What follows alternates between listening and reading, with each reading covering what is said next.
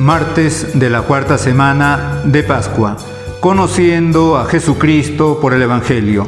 Festividad en el Perú de Santo Toribio de Mogrovejo, patrono del episcopado latinoamericano. Evangelio según San Mateo capítulo 28, versículos del 16 al 20. Los 11 discípulos marcharon a Galilea, al monte que Jesús les había indicado, y en cuanto le vieron, le adoraron, pero otros dudaron. Y Jesús se acercó y les dijo: «Se me ha dado toda potestad en el cielo y en la tierra. Vayan pues y hagan discípulos a todos los pueblos, bautizándolos en el nombre del Padre y del Hijo y del Espíritu Santo, y enseñándoles a guardar todo cuanto os he mandado, y sepan que yo estoy con ustedes todos los días hasta el fin del mundo». Palabra del Señor. Gloria a ti, Señor Jesús. Este Evangelio corresponde a lo que Santo Toribio realizó en su vida. Es decir, llevar la buena nueva, cumplir ese encargo que en último momento, cuando ya estaba a punto de subir al cielo, Jesucristo dejó como testamento. En ese momento a los apóstoles, pero a toda la iglesia, porque ellos representaban la iglesia. Vayan por todo el mundo, prediquen el Evangelio a todas las gentes, bautizándolas, enseñándoles a guardar lo que yo les he mandado. Eso hizo Santo Toribio de Mogrovejo, prácticamente en toda Sudamérica, desde Lima hasta gran parte de Argentina. Por eso, hoy día la Iglesia pone a nuestra consideración este Evangelio, los versículos finales de San Mateo, que además tiene como característica propia ser el único evangelista entre los cuatro, Mateo, Marcos, Lucas y Juan, el que pone palabras de Jesucristo al final de su Evangelio. Y empieza diciendo San Mateo que los 11 discípulos marcharon a Galilea, al monte que Jesús les había indicado. Ya es significativo que nuestro Señor les convoque a Galilea, porque en aquel momento histórico Galilea era como un gran puerto comercial, es decir, una encrucijada, un cruce de caminos para subir de Palestina y también, por lo tanto, desde Egipto, caminando, tenían que pasar por Galilea. Para bajar de Asiria o para venir desde Asia Menor, tenían que pasar por Galilea. Para venir de Oriente, también, o si venían de más lejos, de Grecia, pasando por Asia Menor, tenían que pasar por esa zona, una encrucijada. Ya esto es como si San Mateo, y desde luego nuestro Señor, que es el que le convocó ahí a los apóstoles, les esté dando una enseñanza, que les estaba indicando que su labor, que su misión era universal, llegar a todo el mundo. Y sigue diciendo San Mateo que en cuanto le vieron, le adoraron, pero otros dudaron. Y es que Jesucristo resucitado, la resurrección de Jesucristo, es uno de los misterios más contradictorios y más resistidos por el hombre. Empezando, recordarán ustedes, por los mismos apóstoles.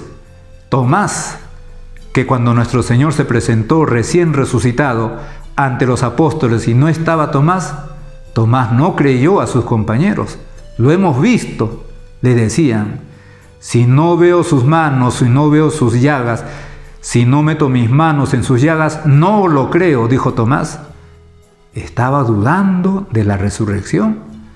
Y después, cuando por segunda vez se presenta el domingo siguiente nuestro Señor y está ahí Tomás, inmediatamente le va a decir: ven, Tomás, trae tu mano, mira mis llagas, mete tus dedos en mis llagas, en mis manos, en mi costado. y no seas incrédulo, sino creyente. Y Tomás va a confesar más de lo que ve. Tomás va a confesarle a Jesucristo, Señor mío y Dios mío. ¿Cómo podía saber que era Señor, es decir, dueño de todo el mundo? Creador, porque eso significa Señor, ser el creador, ser el dueño, ser el soberano del mundo. Y ser Dios, Señor mío y Dios mío. Y nuestro Señor le va a decir, porque has visto, has creído, dichosos los que crean sin haber visto. Dichosos los que crean sin haber visto. Con lo cual también estaba ahí la posibilidad de que muchos no van a creer, precisamente porque no han visto o no ven también con los ojos de la mente, con los ojos del corazón y con los ojos de la fe, porque de repente no han recibido la fe, no ven, no captan este misterio. Ya le pasó también al mismo San Pablo. San Pablo predicando nada menos que en uno de los grandes centros intelectuales del mundo de entonces, el Areópago de Atenas, es decir, la plaza principal donde los filósofos del momento exponían sus ideas. Y además ahí había dedicado a diferentes dioses, pues imágenes. Había una imagen dedicada al Dios desconocido. San Pablo, tomando pie de esto, va a predicar precisamente al Dios desconocido, a ese Dios que el mundo busca sin conocerlo, sin conocer que es el verdadero Dios. Y San Pablo, con esa mente brillante que tenía, con ese espíritu, no podemos decir mundano, pero ese espíritu de todo el mundo, porque San Pablo era un hombre de la calle. San Pablo era un hombre que había vivido, que vivía en el mundo. Entonces era como se decía en ese tiempo, un cosmopolita, incluso con dos nacionalidades, la nacionalidad romana, la nacionalidad judía. San Pablo, y también con una gran viveza intelectual, pero sobre todo con la gran inspiración de Dios, del Espíritu Santo. San Pablo va a predicar allí al Dios desconocido, pero San Pablo no predica aduciendo texto del Antiguo Testamento, que podía haberlo hecho. No, San Pablo predica con el mismo lenguaje de aquella gente. Les va a hablar del sol, les va a hablar de la luna, les va a hablar de la creación, les va a hablar de la naturaleza, cómo hay alguien que rige todo esto, de la lluvia. Pero llega un momento en que tiene que hablar de Cristo. Y hablar de Cristo como el Mesías, el Salvador, que para salvar al mundo tuvo que pasar por la pasión, por la muerte, pero que luego venció resucitando. Y ahí vinieron los problemas, porque hasta ese momento la gente venía escuchándolo con una gran atención.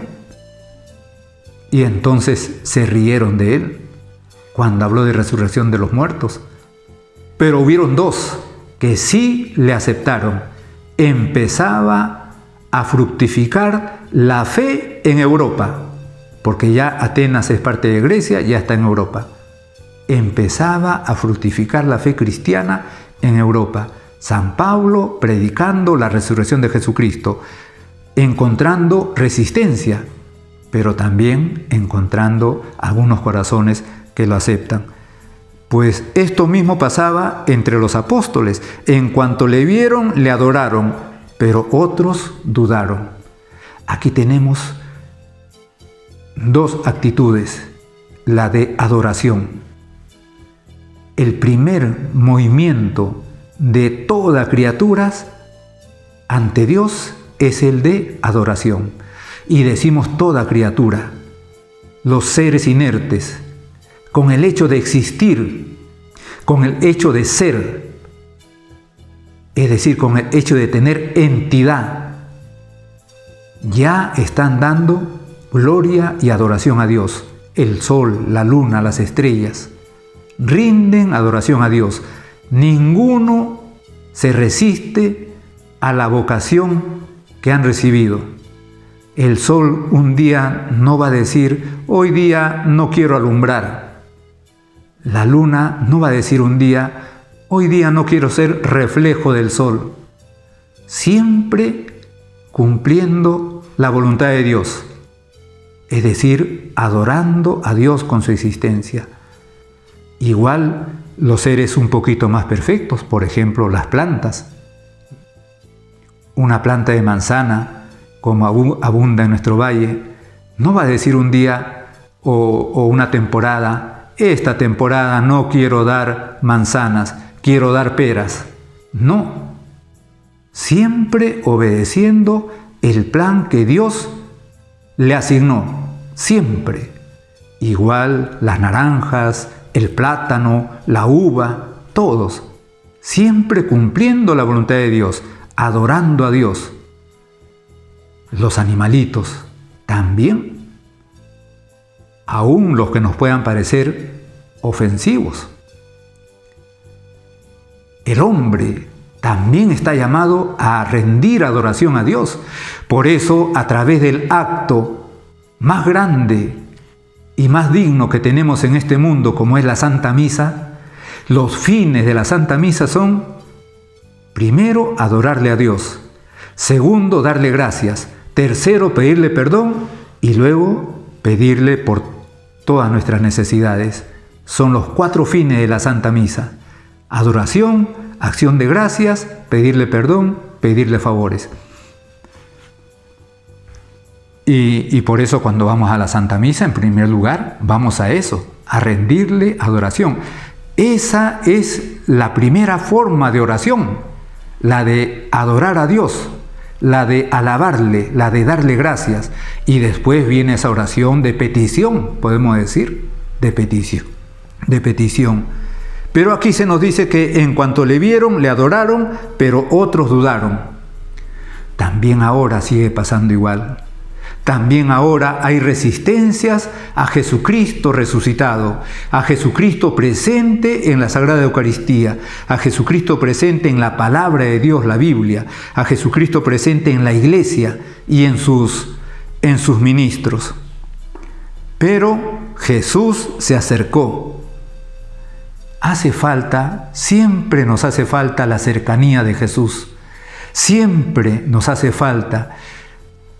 Quizá de manera interesada, cuando estamos en problemas y le pedimos y le invocamos, ahora en esta pandemia hay como un clamor mundial invocando a Jesucristo. Hay como un clamor mundial añorando la dicha, la felicidad de estar sano. Hay como un clamor mundial a no querer morir. Pero fíjense cómo son las cosas. Ese mismo clamor me está demostrando que el hombre es un ser para la eternidad. Que el hombre es un ser para la dicha, para la felicidad. Y que solamente Cristo puede satisfacerlo. Jesús se acercó. Le pedimos a nuestro Señor que ahora esté más cerca que nunca de nosotros. Pero eso depende también de nosotros mismos. Y nuestro Señor, acercándose, les va a decir: se me ha dado toda potestad en el cielo y en la tierra. Pero ante esta pregunta ante esta expresión de nuestro Señor, podríamos preguntarnos: ¿pero Él no es Dios? ¿Por qué dice se me ha dado toda potestad en el cielo y en la tierra? Primero, ¿quién le ha dado esa potestad? Se me ha dado toda potestad. ¿Quién le ha dado? Jesucristo, como buen judío, está expresando la realidad de Dios. Está manifestando que es Dios quien le ha dado esa potestad. Está utilizando una fórmula judía en la que no se nombraba a Dios y sin embargo se daba por supuesto la existencia de Dios. Esa fórmula se llamaba pasiva divina. Se hablaba con la voz pasiva, suponiendo que el activo es Dios. Se me ha dado toda potestad. Podría haber dicho nuestro Señor, Dios me ha dado toda potestad. Dios Padre.